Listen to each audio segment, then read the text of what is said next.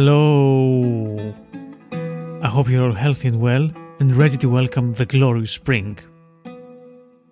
I'm Thom and this is the Delicious Legacy Podcast. Welcome back to another archaeogastronomical adventure, and this time we are revisiting an episode I did 3 years ago about the food of ancient Crete, Bronze Age Crete and the Minoan cuisine, an interview with Jerolyn Morrison, an archaeologist, potter, cook, and generally an amazing human being who explores and tries to create Crete's ancient tastes, using as much as it is possible, of course, authentic ingredients and cooking pots. She's an archaeologist, as we said, in Baylor University, and she spent most of her time in Crete, where for the past 30 years she investigates all the food systems of one of the first civilizations in the European soil as such. Together with her group Minoan Tastes, she tries to recreate, as I said, all these different tastes and flavors from the past, from the deep past. And her project's worth following on Twitter and on Instagram and wherever else you will find her online. And of course, if you ever go to Crete, she does amazing things there too, both for the local community, but also for people who are interested in archaeology, cooking, history, and everything in between. Jerolyn's enthusiasm is infectious and her knowledge vast, so I really hope you enjoy this episode with her. And please follow her on social media and find more about her projects. Now, this episode, I did it many years ago, and as I said earlier on, and it's rather interesting because I was listening to it recently, and I thought it's a really beautiful episode full of knowledge and interesting facts, which I thought should be revisited again and basically enhanced in a way. I did it in the pandemic, during lockdowns, and the sound, as you will see, it's not great at all. I didn't have my microphones, my computers and everything else locked in the house, but I tried to restore it as much as possible and of course make it a little bit better for you, and really the information there is very, very attractive. So yeah, please do have a listen. To give a sense of place and taste. Now, Crete is the largest Greek island, full of high mountains. It has semi-arid plains, plateaus, rocky beaches, and geographically is located in the East Mediterranean, but very centrally equidistant between Asia, Europe, and Africa, and as such is basically a place that people always traded, communicated, and contacted with, and always has been part of wider network between Mediterranean civilizations, and that's further far all the way to Mesopotamia. Here in Crete is where we find the first written language in Europe as such, and the first civilization in itself, a writing system we call Linear B, and luckily for us it's deciphered, and Jerolyn is going to give us more information about it in our episode. But of course we are here to talk about food and Cretan ingredients and the history of food in Crete. And the very first food must obviously be the food of the chief god Zeus. Greek legend situates the childhood of Zeus on Mount Lycaeus in Arcadian Peloponnese, or, as it's more commonly known, on Mount Ida in Crete, where his mother Rhea hid him, and the bees supplement the future god's diet of goat's milk with their honey. The Cretans claimed that his nurses Amalthea and Melissa were really princesses, daughters of the king Melissus, who between them shared the care for the divine baby. Amalthea with the milk of her goat, Melissa with the honey of the bees. The name Melissa means she who makes honey. There is also a myth of a sacred cavern, a place of immortality, where time did not exist, guarded by fiery bees. In legend, Rhea gave birth to Zeus here, handing him over at once to the care of the insects. But 4 rash intruders wearing bronze armor for protection, made their way to the cave to steal honey, which was still forbidden to humans. They were about to bear off with their sacrilegious loot when the newborn child began to cry. Seeing him in his blood-stained swaddling clothes, the intruders were so frightened that their armor dropped off and the bees attacked them, but no one could die in that cave, particularly after touching the honey.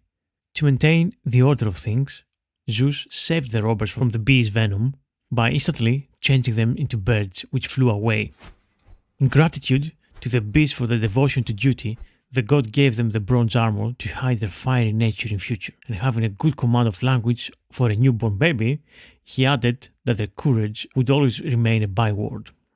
Also in Greek mythology, a Cretan hunter was the first lover of Demeter, the goddess of wheat. They lay together in a ploughed field, which sprouted wheat. The child was called Plutos, or wealth. The idea was that when hunters turned to agriculture, they grew rich. Stock breeding of cattle began in Crete quite early, with indigenous species or those from the continent opposite being used at first. But the goats and sheep introduced into Crete from Asia Minor were wild game for some time before becoming farm animals. The Cretans liked hunting so much that before the dove, swan and wild duck were domesticated, and they featured as Cretan ideograms. When stock breeding became more widespread, hunting, which still goes on the island today, meant a useful supplement to meat supply. The Cretans, who were experts in the training of fast, slender greyhounds with pointed ears, bred these animals especially to hunt the hares in which the countryside abounded. As we know, barley was one of the two major cereal staples for ancient societies. Wild barley is now found growing over a range extending from the eastern Aegean, Crete and Cyrenaica, all the way eastward to Tibet. Wild barley was collected from the Franchi cave in southern Greece by 11,000 BCE and in Palestine before 15,000 BCE. In Crete, olive cultivation certainly dates from around 2000 BCE. From Crete, it spread slowly northwards to mainland Greece, but we are not certain how soon olives there began to press for their oil and how soon their oil became a staple product. What is quite certain, though, is that pharaonic Egypt imported olive oil from Palestine and Crete. Cretan wine was famous all over the Mediterranean. Sweet Cretan wines were imported to Rome in the 1st and 2nd centuries AD, as it's shown not only in literary sources but also by the remains of numerous amphorae at Pompeii, marked Litios, the name of a Cretan city. The term Cretan wine meant a very sweet wine, a passum or protropos, as is evident from Dioscurides and Galen's use of the word. Galen sometimes specifies glikis kretikos, sweet Cretan, but more often leaves the sweetness unstated. It was a white wine according to Damocrates. We may suppose that it is the wine's type and Crete sweetness, rather than its geographical origin, that concerns Scribonius Largus when he includes Passum Criticum in his veterinary prescriptions, and wine was supposed to have been revealed by Dionysius in Crete. I love those myths. Everybody makes them their own, takes them and really embraces the gods and the myths as their own local part of their history and heritage. In ancient times, Crete was also known for its cakes. One cake recipe, gastris, was a Cretan specialty. The city of Kydonia, Chania in modern-day Greece, in western Crete, was famous as the place where quinces came from. In Greek, the quince is Kydonian melon, literally the Kydonian apple. This is no legendary association. Quince orchards and nurseries dated back to Roman times have been identified in the fields around Chania. As at classical Sparta, the male population of some Cretan cities ate communally in men's houses. Strangers also ate there. Dining customs are well described by Strabo, probably based on a 4th century BCE source, Ephorus, and by Athenaeus, quoting Hellenistic sources. Crete was known in Roman times, as it is today, as a source of medicinal herbs. Many kinds were said, by Theophrastus, Dioscurides, Galen and Pliny, to come only from Crete, or to be at their best on the island. The full development of this trade has been tentatively dated to the time of Nero, whose physician Andromachus came from Crete. Galen describes them in full vigor. The beautiful coral frescoes of the Palace of Knossos in Crete show a man gathering saffron, as we mentioned in a previous episode about saffron. A prime example is the beautiful colored frescoes of the Palace of Knossos in Crete, which show a man gathering saffron, still absorbed to his task 4,000 years later. As we said in the previous episode, we don't know if they used it in foods or just for dyes, but it was a product on the island since those times. Anyway, after this introduction to mythical and legendary and historical Crete, let's go to our interview with Jerolyn Morrison. Enjoy!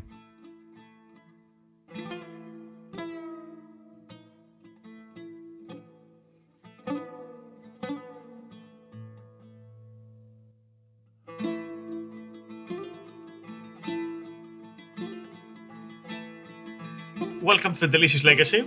Yes, thank you. It's nice to be here. Fantastic to have you on our podcast. And if you would like to tell us a few things about yourself and what do you do, what's your name, where are you based, and so on. Okay, that sounds great. It's a good place to start. So my name's Jerolyn Elizabeth Morrison, but I am from the United States, and I was one of those American kids that kind of grew up in various parts in the United States, but I come from Southern heritage. So I'm very used to being in the kitchen, being around food. We had a big garden growing up, so we grew most of our food that we would can and freeze for the winter. And so I've always been involved with food at some level. And I am actually based in Greece and on the island of Crete, and I've been here in some form or fashion since 1997, so a very long time. Oh, wow, okay. So I came in my early 20s, and since then I've been coming back at least once a year, and then slowly I ended up becoming a resident. So what I primarily do is, I guess nowadays the hat that I'm wearing is I'm a culinary archaeologist.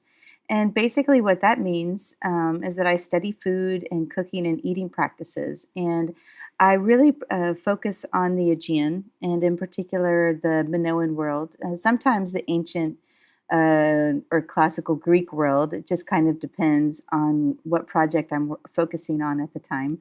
But basically the ancient Aegean. And for the past 20 years, I've kind of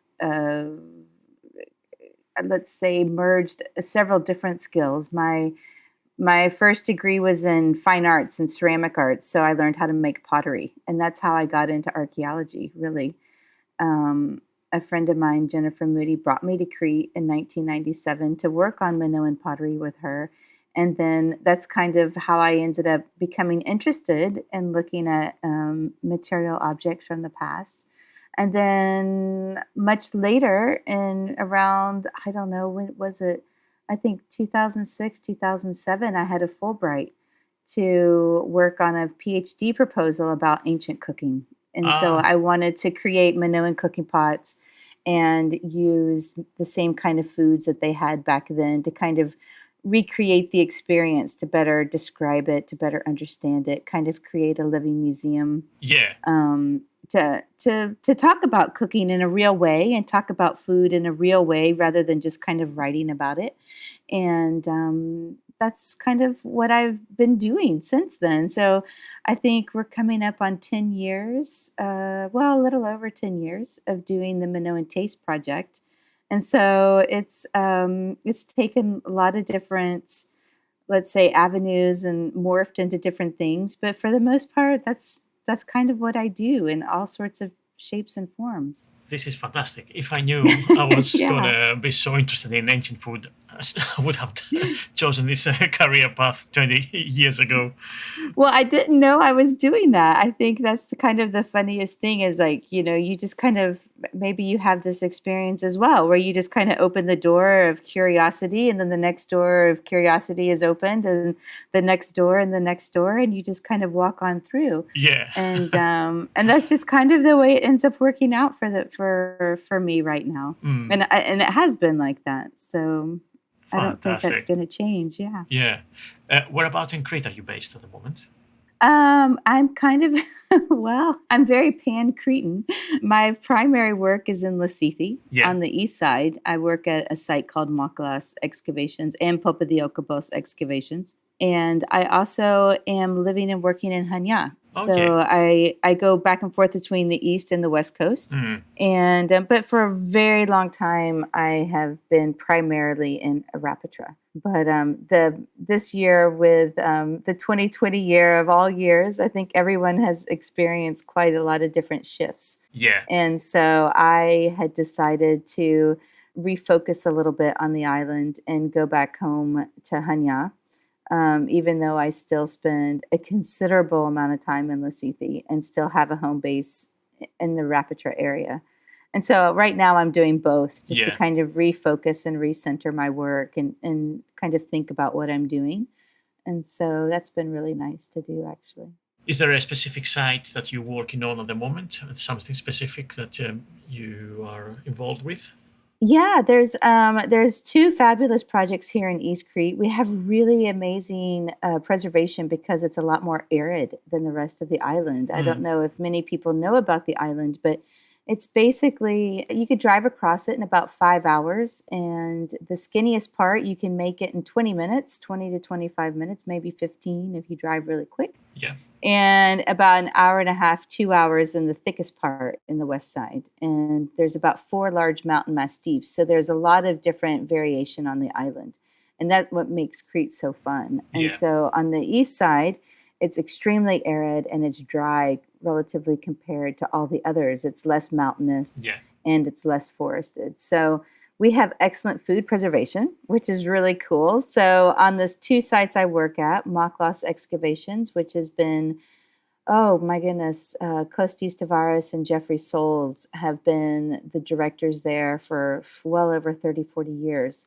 And I'm very fortunate to be working with a large team there. I study the ceramic material, and we have great floral and fauna evidence for cooking and for building fires, for building houses, for all sorts of things, which is really fun. Exciting. And yeah, it's really cool. And then another site called Popadiokobos, the lead excavator is Krisa Sofianou. She's also the and head of the Greek Archaeological Service here in Lacythi. And she partners with one of my dear friends and mentors, Thom Brogan. And I also am working on the ceramics there. And we also are incredibly lucky to have tons of like food remains there. So it's really funny to study. It's really fun and funny, I guess, to study both of those kitchens from both of those sites. So it's very cool. It's very nice. Excellent. Yeah. So for obviously for the general audience, when we're talking about Minoan Crete and the civilization of that period, because people don't know enough, I guess. How long ago was that? So when we say about Minoan Yeah, so regions. Minoan culture, I mean, chronology is never my strong suit. So you'll have to we'll have to kind of go through this together. But the beginning of the Minoan period is quite, I think it's about 5,000 years, and it's 3000 BC is when it starts. And that before that was the Neolithic period on Crete, let's say, and in the Aegean. And that particular time period, the Neolithic period, we have a lot of evidence, but it's mainly kind of stuck and tucked underneath a lot of the large Minoan sites here on the island. So a lot of it we can't access, unfortunately, like we can in northern Greece.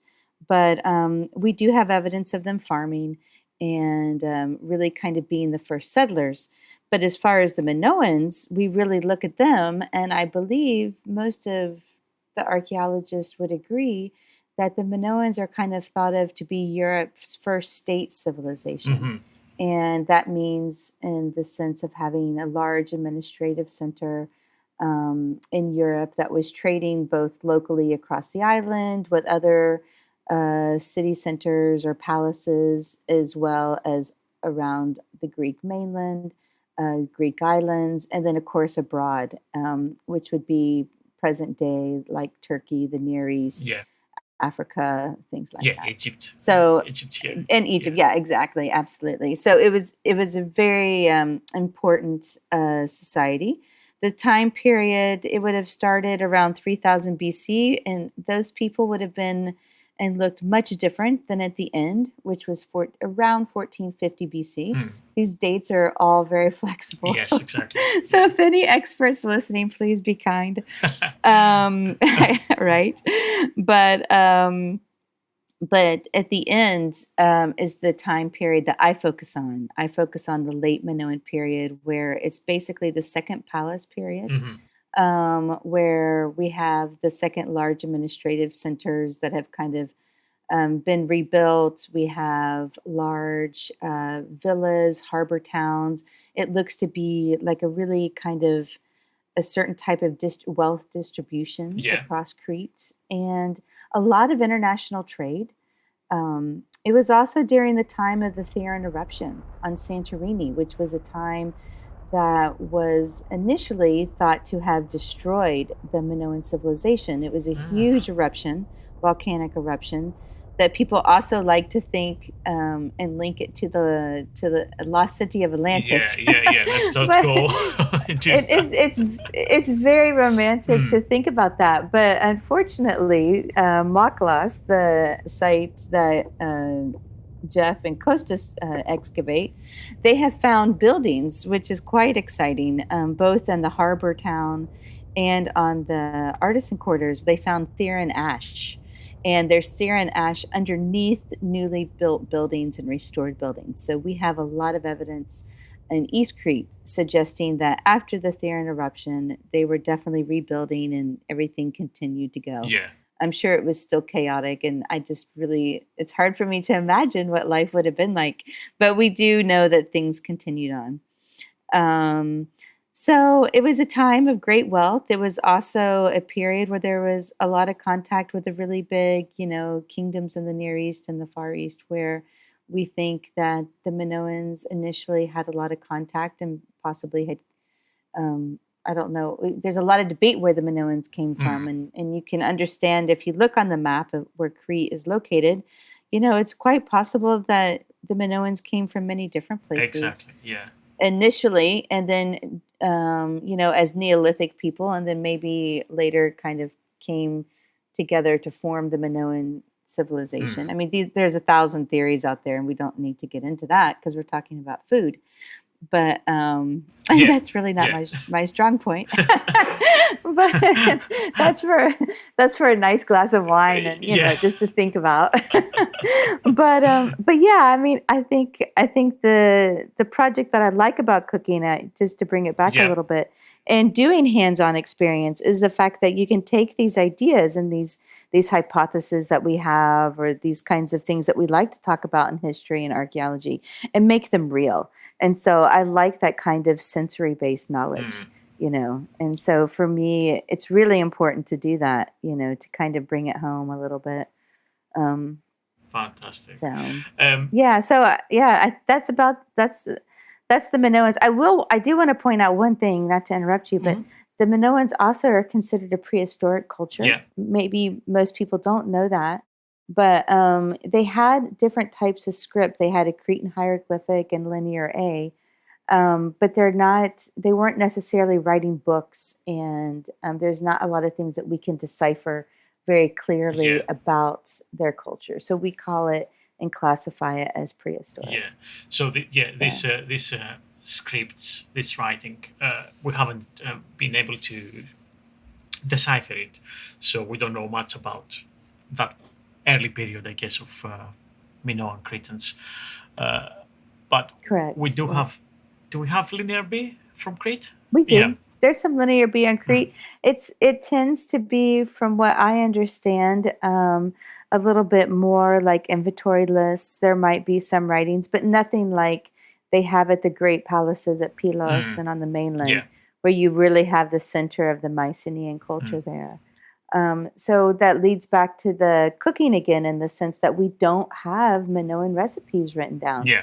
We don't really know if they like sweet or sour or salty foods, or what time of day they were cooking, or what their eating habits were, or anything like that. So as archaeologists, we all look at indirect evidence to understand this. Yeah, so it makes your life a little bit more difficult, I suppose, but also it's all the evidence that you find on the field by excavating and analyzing remains, right? Yeah. That's correct. Yeah, absolutely. And that's why you really need to work well with your teammates and work on really, big teams. It's not a one-person job by any means. There's no way one person could unravel all of Yes, this. yes, exactly. It's huge teams, takes long time analyzing, and also I guess you do a lot of experimental practical stuff as well, right? That's what I do that. Yeah. Yes, absolutely. And I believe in that. I think there's always good ways and better ways, let's say, to do experiments. And I think one must be cautious, but I do think there's always value in doing that. Yeah. So the first important question will be what do Minoans ate? What was the food? What was the food? Yeah, I know this is such a fun question. It's really nice because there has been like the golden age of Bronze Age archaeology in the Aegean, in the sense that, oh gosh, there's been a lot of publication in the past, let's say 30, 40 years of just heavy duty archaeological site and material available for people. And one of the things that we kind of do is we make these long lists of food kind of compiled from various sites and various sources and ways. So let me tell you the ways that we do that so you can understand a little bit. We look at dried seeds and bones that we find in the archaeological record. We look at some of the scripts, that we find. We look at iconography, although that's still interpretive because you're not sure if they just painted it or if they were eating it or farming it or whatever. And and then let's see, and chemical residue analysis can tell you a little bit. And so from all of these things, we kind of find this, let's say, I would refer to it as like the Minoan grocery store list. I don't know if that's very appropriate, but anyway, it's fun to think about. If you can take things from the past and kind of put them in context of today, it makes it a little bit easier. Yeah. And so let's see. Let's start with plants because they're the most difficult to identify. Unless you have really hard woody seeds, it's difficult to know. So, but we find plums, we find pomegranates, we find let's say almonds. We find, I'm trying to think off the top of my head, grapes, And what's funny with the grapes, I work with one particular woman who's a seed specialist, Evie Margaritis. And, she can look at the grape seed, and they're so small, but under the microscope, she could tell you, like, if it's been crushed for wine or, if it was left whole, so it could have been used as a fruit or a raisin. Yeah. So you kind of like, if you take the grape and you're like, okay, you can make wine, you can make vinegar, you can eat it as a raisin, as a fruit, you can, do all these different things just with the grape. And I think that's the thing when you start thinking about the food lists, what you can do with each ingredient, it kind of also makes your imagination go a little bit better. Yeah. So we also have olives. Of course, that's a big one. Everyone loves to eat olives, even back in the Bronze Age. So let's see, there's a lot of other ones, but I can't, as far as fruits and nuts and things like that, but those are basically the primary ones that you find a lot of. Yeah. You also, for meat, you have a lot of sheep and goat. And surprisingly, you find a lot of pork. There's a lot of pork on the island that was brought during the Neolithic. Right. And you have a variety of fish. You have a lot of small fish like sea brims, or like the little, what are they called? Parrotfish. Right. Things like, little fish like that. But then you also have petalidas, you have sea snails, crabs, and we find a lot of those, a lot of those in the archaeological record. We also have evidence for people trapping. So you'll find wild hare. In the later periods, you'll find sometimes deer in some of in very specific areas, not across the island. Right. How interesting. And so the nice thing about the food basket is it really looks like they were, farming and hunting and fishing and trapping and doing and foraging, like doing all the things that you would do today or that you would do 100 years ago on Crete. Yeah. And so like that's pretty exciting when you put it back into context of people. And in terms of cooking all that stuff, do you find evidence on how they cooked it, or you have to actually try and reconstruct it yourself and experiment basically and see how that would happen?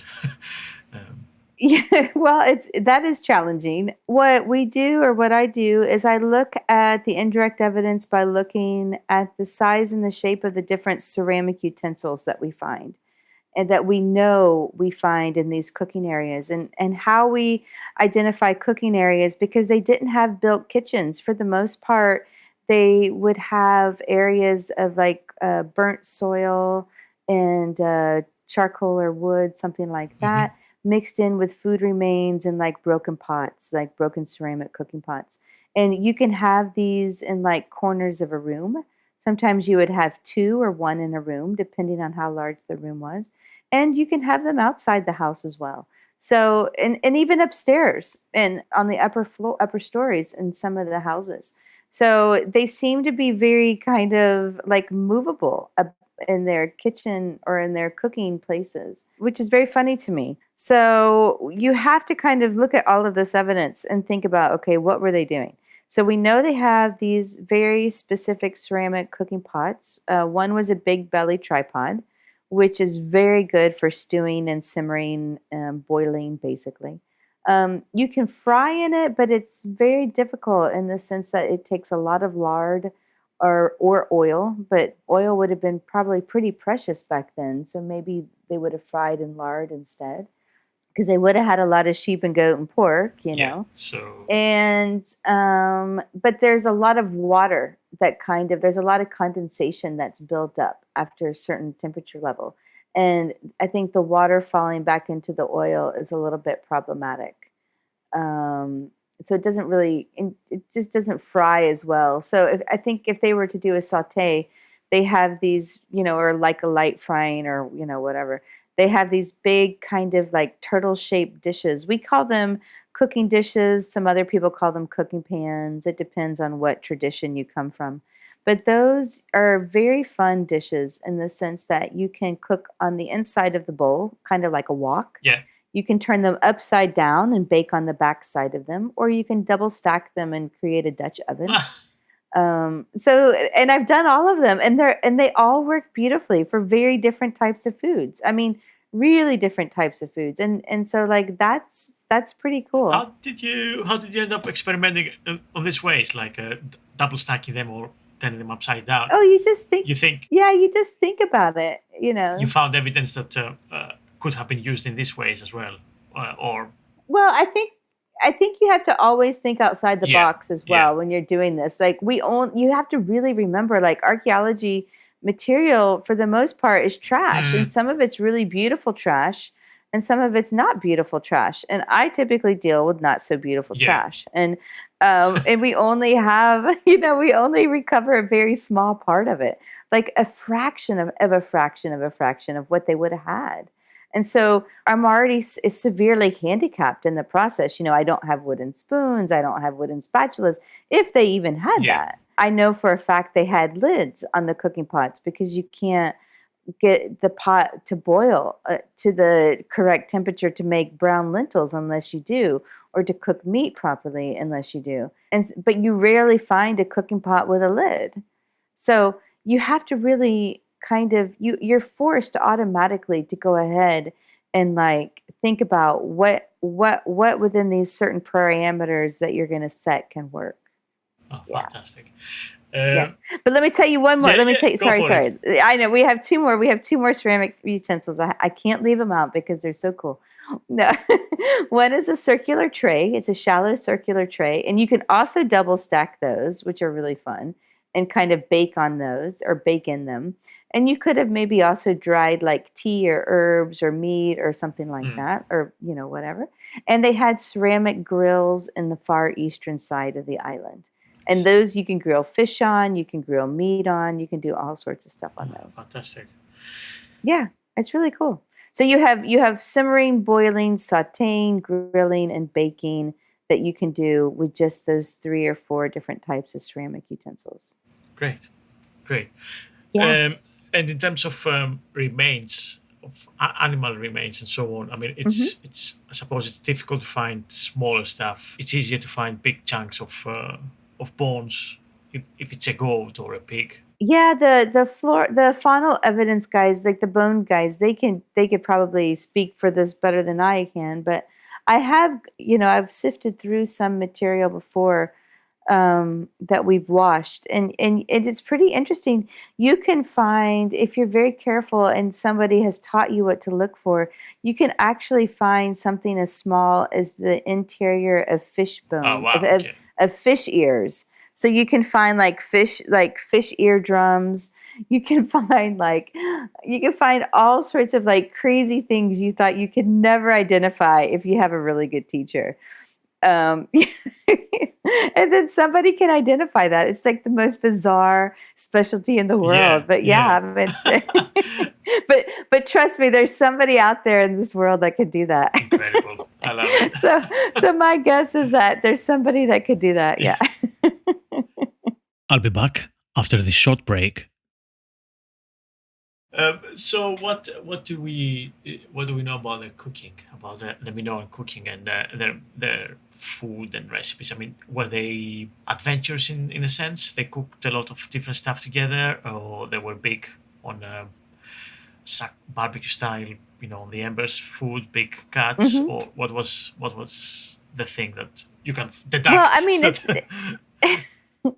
there's 2 things that are quite cool. I'll give you 2 examples, and you can tell me what you think. One is I'll give you 3. One is like the standard. You put your brown lentils, or you put your meat in the big belly tripod cooking pots, and you just make a stew, and don't worry about it. Okay, that's fine. I think probably a lot of that went on, because you do find like halos of these lentils in the ceramic cooking pots, which is quite cool. Not all the time, but you can find them. I mean, it does exist. I've seen them, But and then you have these amazing sites like Santorini, which is very much like Pompeii in the sense that so many things are preserved. Like even the insects are preserved, which is just unbelievable. And that particular site, they had this great, I forgot what house it was in.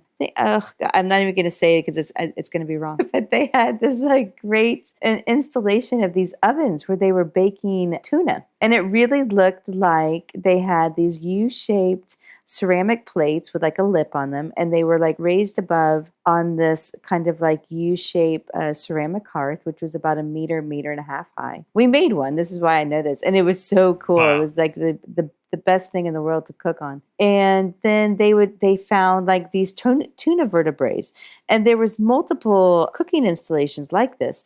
And so it looked like, at the time this building's collapsed anyway, somebody was making these tuna steaks like this, or these chunks of tuna like that. And perhaps it was for consumption to sell, not necessarily it was more than just home consumption. Let's put it that way.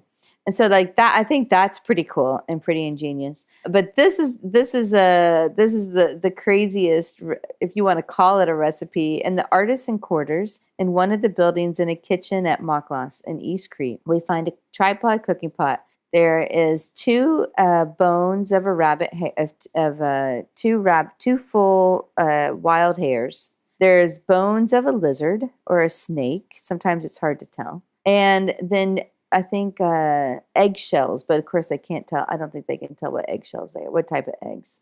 And I just think that's like the weirdest, like surely all of those things were not cooked together. Yeah.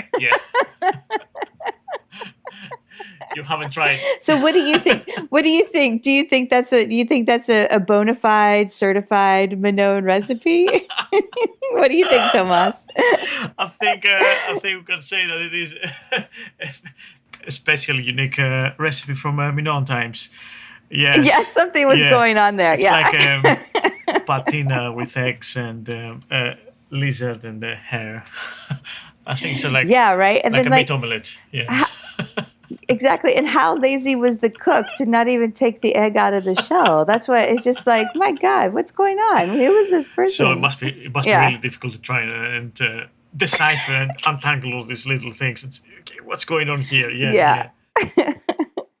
But I really think for the most part, I mean, we have at another site, which is this is also really bizarre. At this one house we have in Popa de Ocombos, Teresa and Thom, they excavated, I think it was four different cooking hearths. Each one, and one had a tripod cooking pot, the other had a cooking jar, and the other had a cooking dish. Okay, there was three, let's say. And in all of them, they had petalitas and sea snails. It was like the seafoods with a fish vertebrae or something like that. So it was like they all had like a seafood soup and like the same seafood soup going at the same time. It's so weird. Also remarkable that you can find all this stuff. I know, right? From 3,000 to 5,000 years ago. Yeah, it just blows my mind every time. I mean, just it is actually pretty. It is pretty cool. Fantastic.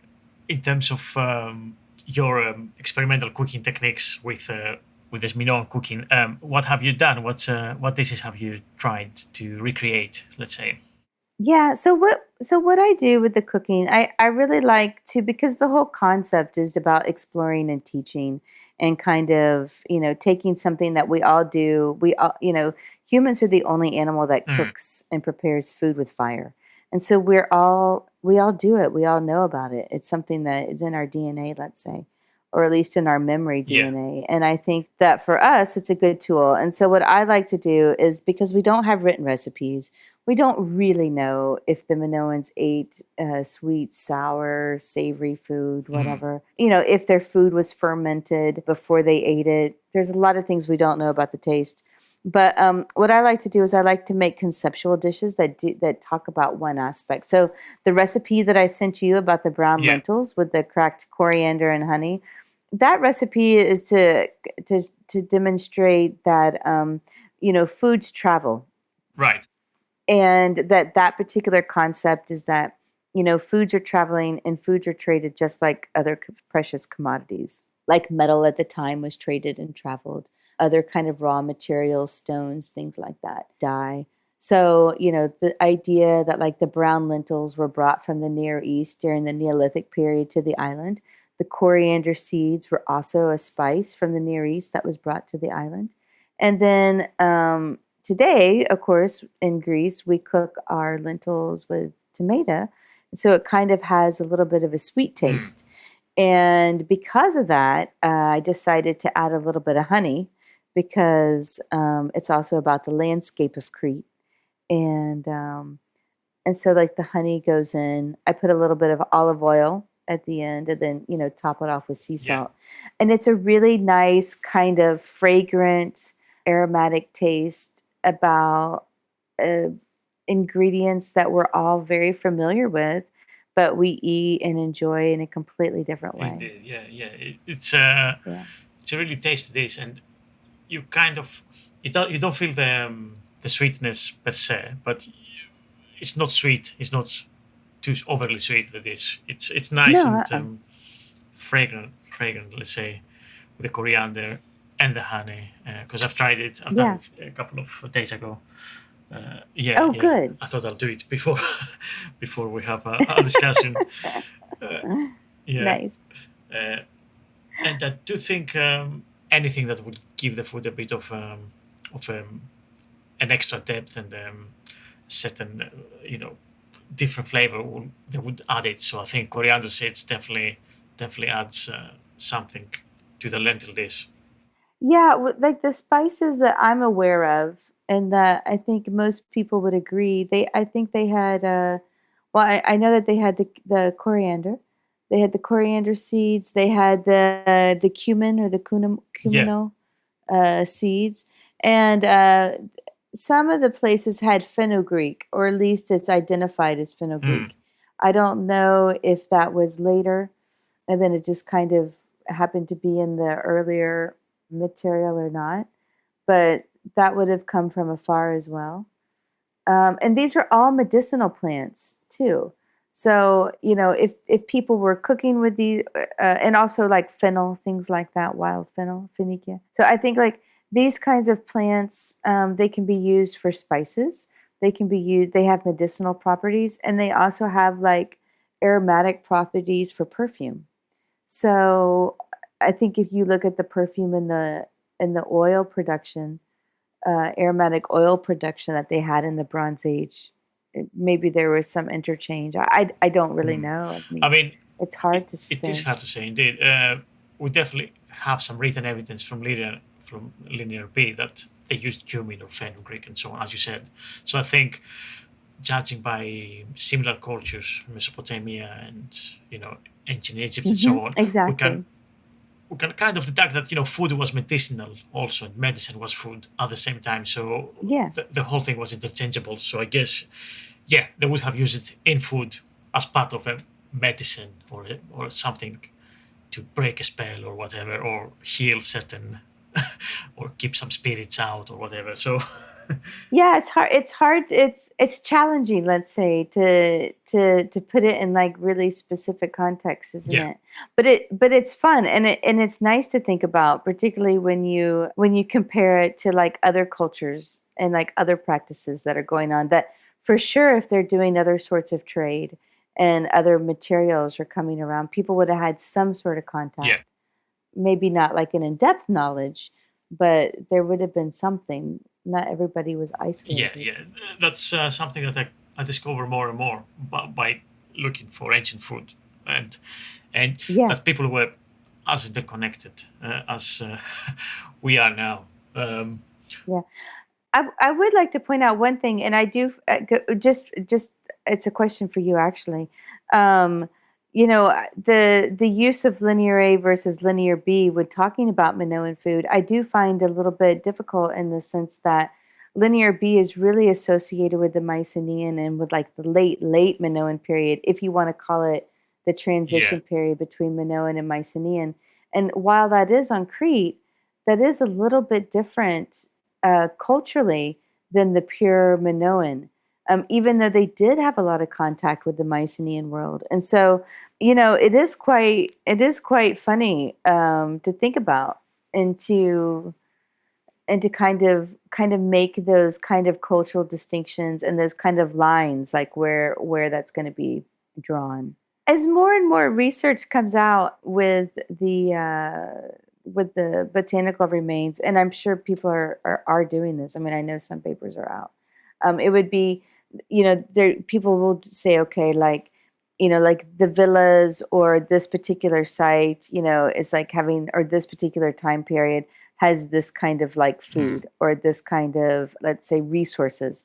And while this one and this particular like structure, this particular time period have these kinds. So there is a little bit of comparison and contrast that might be able to be made as more and more evidence is yeah, found and studied and published, which is really quite interesting. You can get signatures, food signatures that way. But I think the evidence is quite scanty to make really broad, big, large statements at this point, yeah, yeah. that would, that could get a lot of people retracting a lot of things later on. Yes, yes, exactly. Which is okay. I don't have a problem with that, but it happens. Fantastic. And talk us a little bit about. Can you talk a bit about your project, your Minoan Tastes project? What do you do, and how long it's been going on, and some of your recipes, perhaps? Yeah, What dishes sure. do you do, and what's the impression of people? How do they find it, and all that stuff? Yeah, because yeah, Yeah, well, it's those are a lot of questions. Let's see, how does it work?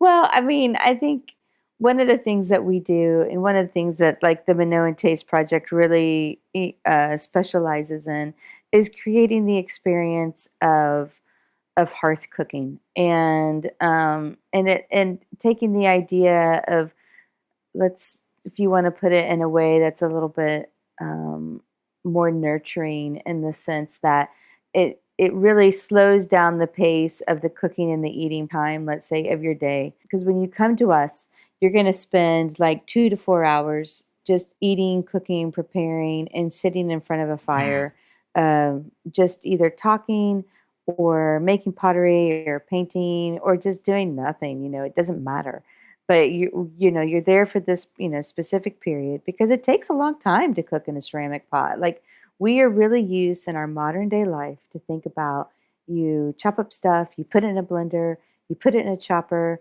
you know, put it in the microwave, you put it in the oven, you put it in the pressure cooker, like whatever you do, and within 30 minutes, 15 minutes is Yeah. done. And then you sit down and you eat, and then Yeah. you go and you do the next thing.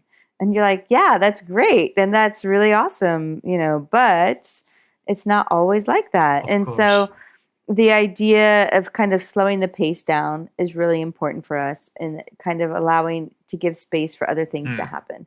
And a lot of that is about conversations about cooking, conversations about the past, conversations about the future. And so when you come to us, there's often a big cooking hearth or a small one, and the fire's made, and the food is already half prepared and being cooked, because it takes about 4 to 6 hours for some of these dishes to Yeah. be made. And so, you know, we really try to create an experience like that for people to come and cook and enjoy with us. What we do is we do private dinners, private lunches. We also do workshops for groups of like, you know, 10 to 100 Oh, people. wow.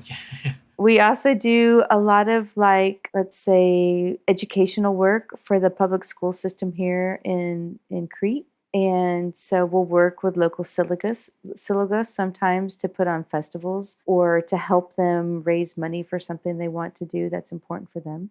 So while it's a formal business, let's say in Greece, we also do an awful lot of community work where we can Yeah. fit in and where it's appropriate. So we do, like, we wear many different hats, but the whole idea is to promote culinary culture, to promote good diet, to promote like a holistic lifestyle, but to also like help preserve the ancient history of Crete, of Greece, of the Aegean, and to promote it, and to promote like preservation of all these things as well. Yeah. So the dishes that we cook, though, I mean, we do everything. We do seafood, we do land animals, we do vegetarian, we do vegan, although it's quite Yeah, hard yeah. because everybody really like it. And honestly, the cheese here is so amazing that you like have to have it. Like how can you Yes, deny yourself, you know, Greek yeah, cheese? Or especially something? I grated don't know cheese, why yeah, you would yeah. do that. Yeah, it's just you have to have it. But it's fun, you know. We think about like we don't have a lot of evidence for birds, and so the idea of like chicken, I always have this discussion with people with chicken. It's so funny because I do serve a lot of chicken because people are like, well, can I have some chicken? I'm like, yeah, okay, fine, have some chicken. Because which is so controversial. You can't imagine like the amount of discussion of chicken bones I have with people. Oh, yeah. But there are some archaeological sites with chicken bones in them, but they're like, no way, no way. You know, the specialists are like, those are much later. I'm like, fine, you know, we'll tell these guys that publish it, but you know, I don't care. I really Yeah. don't mind, because if people are coming to me and they don't want to eat meat, and they don't want to eat, and when I mean meat, like I mean like goat or sheep or like pork. I mean, but like birds. It's you know. difficult though, isn't it? I mean, you want people to immerse themselves into that period of time, and you know, you cannot be choosy. Just try and experiment. I know. Well, And yeah, you know, for me, I love to eat snails. I love to eat rabbit. I love to eat hare. I love to eat all of them, you know, and like everyone's like, or, you know, rooster, and everyone's like, oh, come on. It's just like, please don't make us do that. no way. I'd love to eat that stuff. Yeah, So yeah. they're quite funny. Yeah, they're like, can we have some meatballs? I'm like, no. But we do everything, and so except for meatballs, we don't do meatballs. But like, for example, we do chicken, but so we try to modify it as best as we can. We do cook at one of the local tavernas. There's a local fish taverna that we partner with, and it's so funny because inevitably we'll have kids come and they're like, can we have potatoes? I'm like, sure, it's fine.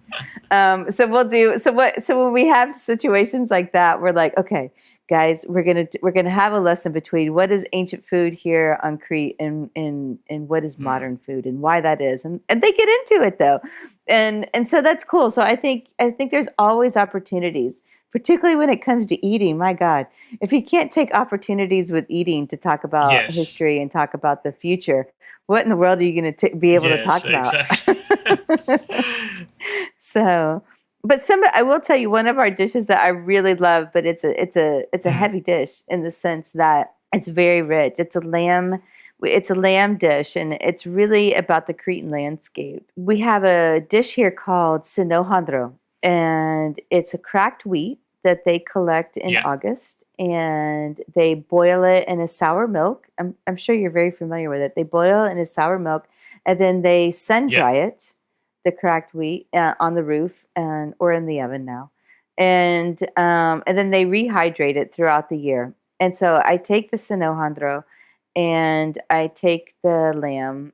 We cook those together, and we use a wild sage. It has to be a Cretan sage. It can't be a different kind. Right. Okay. And Intrigued now. it's really, really delicious and you don't eat very much of it because it's extremely heavy. But when you taste it and the smells and the taste of all of that, it's really like the Cretan landscape in the sense that you have that nice kind of well-rounded, like sheep and goats kind of flavor mixed with like the grain, the texture of the grain, and then like the aroma of like that wild Cretan sage. And those are the things that through food you can really kind of transport you to a place, through the senses. Yeah, that sounds really good. Yeah, it's nice. Yeah. Are you hungry? Yes, I am. What do you like to cook? What is your favorite meals to cook? I love cooking on charcoal and barbecue and embers. So I love doing stuff on the barbecue. So, I would do... I'm sure they did that. Yeah. I'm sorry to interrupt you. But I'm sure they did that as well. It's just we don't find a lot of evidence. There's some things that we don't find in the archaeological record, and that would be a very good example of what we would not find. Yeah, I mean, there's this conception of people thinking that, okay, fire is the oldest way of cooking, so people must have cooked on the barbecue since the beginning of time.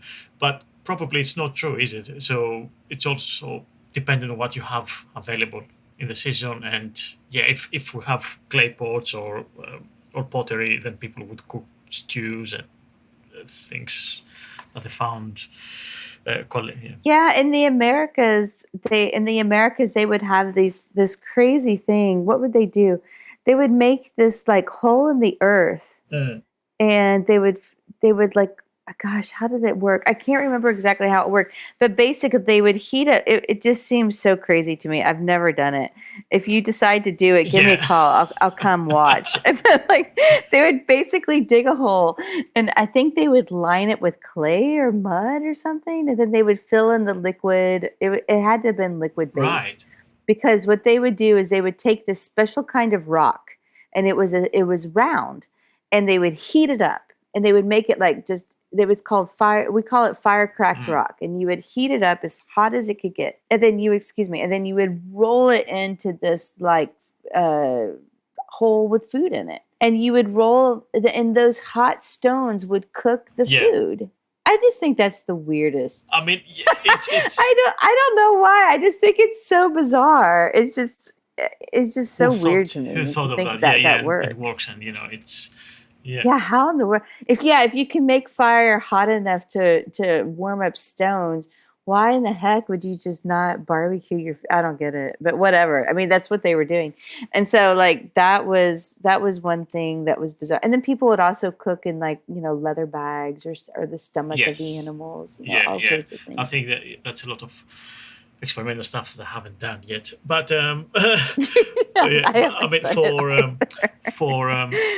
From what I read, and I try and recreate ancient dishes, I'm always trying to marry the sweet element, sweet and sour and herbs, lots of herbs and spices. Trying to marry this and try and figure out some dishes that they could have been eaten in ancient symposia. Nice. Mm-hmm. So, if you could time travel, would you time travel back to one of these dinners? I have to, yeah. I mean, there's no question. There's no question about it. You're like, I'm done. Yeah, absolutely. I mean, if I could travel back in time once, that you had only one chance to travel back in time, then probably it would have been in Syracuse in modern Sicily. Well, in ancient, in Syracuse, nice. Because I think they were the most extravagant of all the ancient Greek citizens. I think they were very wealthy, and they were in the middle of the Mediterranean, traveling all across the ancient known world. So they were wealthy, well-traveled traders, and they were always big for their extravagant dinners, and it was a richer culture than the mainland Greeks, and richer. They had richer, well, more food basically. They had mainland Greece is more mountainous and more wild, so it's more difficult to grow an abundance of different produce. So I think the Syracusan Greeks they were more spoiled. I think. so I think one of their diners. They would have better parties. Better parties, better wine, more food. So I think, I think it would be one of my dinners. Yes. So that's really good. That's great. I love it. Yeah. I think that's me. Yes. What about you? I don't know. I'm a little bit afraid to time travel. But if I could time travel, gosh, I don't know. I don't know what I would do. I think somebody would just have to give me a ticket and be like, "This is where you're going." I'd be like, "All right, that's cool." But I definitely want to go someplace in the Mediterranean, and like not any place that's like horrible. I agree. But not any place too decadent. Okay. Because I know, because all these other questions come. Like, would you be an observer or a participant? Would you go as yourself or somebody else?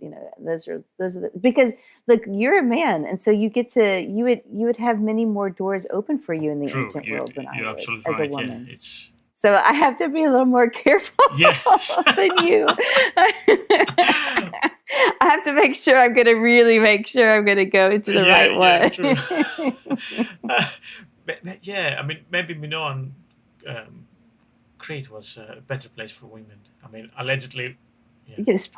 Allegedly, but who knows? I mean, it's all these things that we assume. Yeah, exactly. Yeah, but it is cool. I mean, it is something I would really like to see. Like, particularly if you could like fly over, like in some sort of like quiet, invisible jetpack. That would be awesome. Fantastic. Do you make your own pots or? I do. I make a lot of them, but I also work with other potters. Sometimes they'll make the really large ones, and then I'll put the legs on or the ears on, make the lids with them. I mean, I participate in all of the pot making, but I do have help sometimes. So these pots, I mean, I suppose we might think of ancient people more primitive, but how complex and how good to cook with are these ancient pottery? They're really great. I mean, I love them. They're perfect. But they must have, obviously, they must impart some flavor on the food, I suppose, or make it. I don't know. Yeah. Oh, I think so. Yeah, I think I definitely believe that. But I'm a big believer. Like, even if you're cooking in cast iron, I think it makes the food taste different. If you're cooking in glass, it takes. I think whatever utensils you use, I do think it affects the taste of the food. But with ceramics, for sure. And mine are not glazed, they're unglazed on the interior. So the food over time, as you cook them, they become more and more seasoned. But what is quite interesting, which is really fun, and you'll see this when you come, is that you can smell the interior of a pot before you cook. And maybe you'll smell like what you cooked before, like particularly if it was octopus or like supia malani or something like that has a heavy smell. But then like let's say you cook lentils in it the next time. The lentils do not taste like octopus or supia malani. There's absolutely no flavor, no taste, no nothing. And I think that's really quite remarkable. Yeah. It's cool. It's mind blowing, to be honest. Yeah, that's. It is. Because we think. It is. I guess nowadays we think it a bit more sterilized and more sanitized our cooking, and more. You have one pot, you wash it afterwards, then when you cook something different, and so on, and it must have been so different tasting. Yeah, it's a rich taste. I mean, the foods that I cook in general, they're heavy protein foods, heavy protein based, and they have a really rich taste. So you really don't eat a large portion, like anywhere from 90 to 180 grams, which is about, and you can have like 1 or 2 portions, 3 portions of those of different types of flavors, and you're really full. Like, you really can't eat anything else. Yeah. Like having a light fruit or a dried fruit for dessert, or maybe one of those amazing, like, Egyptian ice creams that you were talking about. on your last Yeah. podcast? That would be so awesome if the Minoans had that technology from the Maybe, Egyptians. yes. We'll Yeah, have to look that up. I mean, Hanya has lots of big mountains, and so who knows? Yeah. I know Jenny Moody, the archaeologist that brought me over, she was always, imagining Minoan ice cream in the left Really? Polari. Yeah. But I was like, absolutely, sign me up. I'm there. Yeah. Excellent. Fantastic. Right. So, Okay. Well, thank you very much for talking to me about your projects and the ancient Minoan food and what we know of it. And yeah, yeah, absolutely. It was a lot of fun. Thank it's you. great to have some clarity, because obviously I wasn't aware of the cuisine of the time, basically. And it's obviously it's a very difficult subject to talk about, because we don't have any written evidence. So it's all what the archaeologists find, and yeah, it's difficult to bring that to the forefront for all people. So yeah, I think it's a great conversation to have with you, and see what happened 3,000 years ago, and how is it connected to today, and all that stuff. Yeah. Thank you. I think it's a lot of fun, and I think it's one of many conversations in the sense that like you're right. There's so much to know, and so much interpretation. Exactly. Great. Thank you again, and have a lovely night. You too, absolutely, and you keep cooking. I'm going to look forward to more of your adventures. Yeah, I hope once we go out of this pandemic, I can, because I like cooking for other people too. I know, right? That's the thing about this situation. Is like, I cook all the time, but like, who are you cooking for? Yes, exactly. So when I have an excuse to cook for lots of people, then I'll do a lot more of these ancient dinners and try and get into the spirit of the ancient world. So look, here's the deal, Tomas. When you have one of your ancient dinners, after all of this is over, you send me an email, and I will fly up to London to one of them. Excellent. I'm coming. Yes, I'm coming. we'll do I'll come as a participant. Yes, exactly. Okay, on that note, let's wrap. I know we gotta go. And yes, absolutely. Thank you so much for the. You too. Time. Have a great night. Cheers. Bye.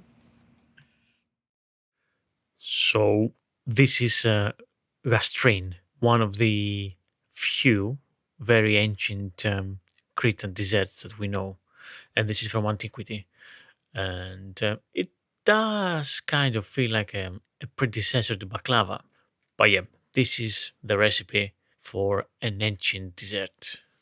First of all, let's go for the ingredients. So we need to open a phyllo, and you'll need half a kilo flour. Let's make it all-purpose flour. 1 teaspoon of salt. 1 espresso cup of olive oil.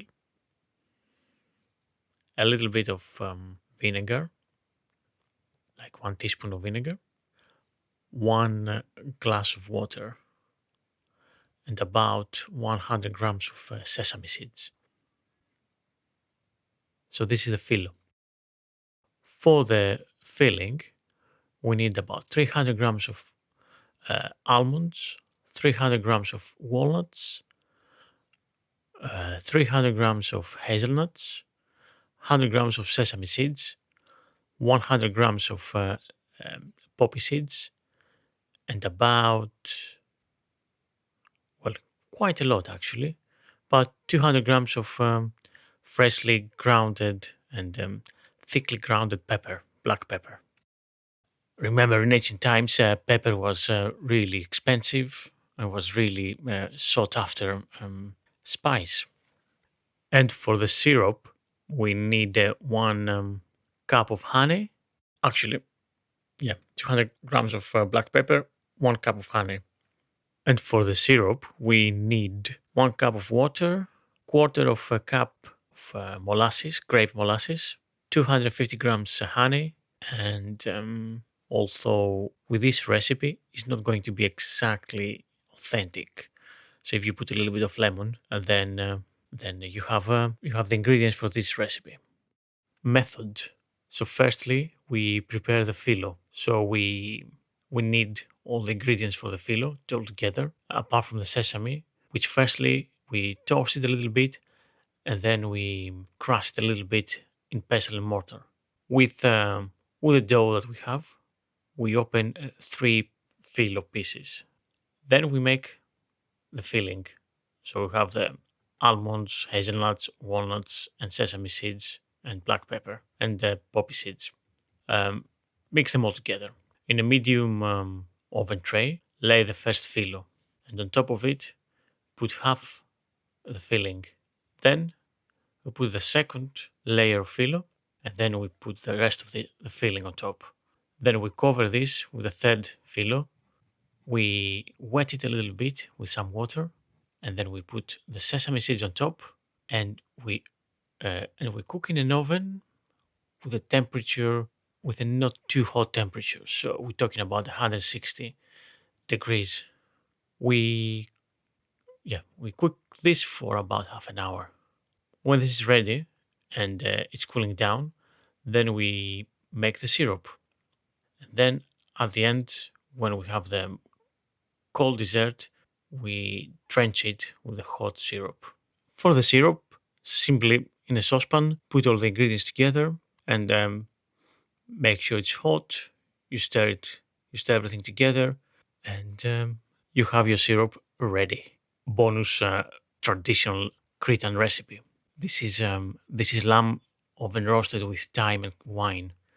So you need about 1.5 kilos of lamb or goat, 3 to 4 soup spoons of olive oil, 1 cup of white wine, 1 soup spoon of thyme, salt and pepper. And then from the instructions, the method of cooking is extremely simple. So basically from the night before, you marinate the lamb or the goat with the wine and the thyme. The day of the cooking, you sprinkle with salt, pepper, and olive oil, and then you put it on an oven tray, but on top of twigs from vines. So you roast it in the oven until the meat is falling off the bone. Very simple recipe, a few ingredients, all done together, and really delicious. And that's it for me. That was your bonus recipe for the day. And this is it. I hope you enjoyed it. Thanks for listening. And don't forget to rate and leave a review on Apple Podcasts, Spotify, YouTube, Acast, and wherever else you get your podcasts from. Remember, the podcast can only go with your generous support. So if you want to be friends of the podcast, go to Patreon. So patreon.com/The Delicious Legacy, and be a patron from $3 a month, where you get the podcasts ad-free, early, and with extra content. Thanks for listening. I've been Thomas Dinas, and this was Delicious Legacy Podcast. Take care and see you soon.